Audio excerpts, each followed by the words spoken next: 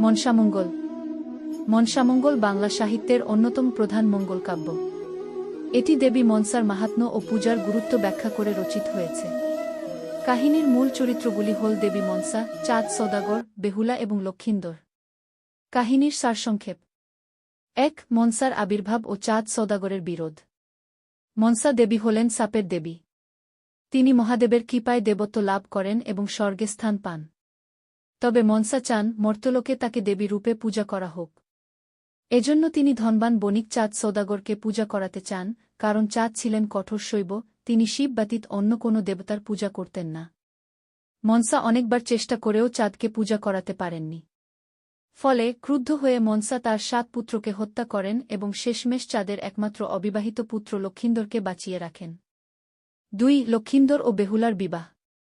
চাঁদ সওদাগর লক্ষিন্দরের জন্য বেহুলাকে বধূ রূপে বেছে নেন। বেহুলা ছিলেন অসাধারণ সুন্দরী, সতী এবং সাহসী। তবে মনসা দেবী প্রতিশোধ নিতে লক্ষিন্দরের বাসরঘরে সাপ প্রবেশ করান। বাসররাতে সাপের কামড়ে লক্ষিন্দর মৃত্যুবরণ করেন। ৩. বেহুলার যাত্রা ও মনসার জয়। বেহুলা স্বামী লক্ষিন্দরের মৃতদেহ নিয়ে স্বর্গলোকে যাত্রা করেন। কঠোর তপস্যা ও অনুগত্যের ফলে তিনি দেবতাদের সন্তুষ্ট করেন এবং লক্ষিন্দরকে পুনর্জীবন দান করান। শেষমেশ চাঁদ সওদাগর নিজের পুত্রকে ফিরে পাওয়ার জন্য বাধ্য হয়ে মনসাকে পূজা করেন। এইভাবে মনসা দেবী মর্ত্যে পূজা পাওয়ার অধিকারী হন। শিক্ষা ও গুরুত্ব। মনসামঙ্গল কেবলমাত্র ধর্মীয় কাহিনী নয়, এটি সামাজিক ও সাংস্কৃতিক গুরুত্ব বহন করে। এতে পিতৃতান্ত্রিক সমাজে নারীর আত্মশক্তি, ভক্তির মহিমা এবং ভাগ্যের বিরুদ্ধে সংগ্রামের চিত্র ফুটে ওঠে।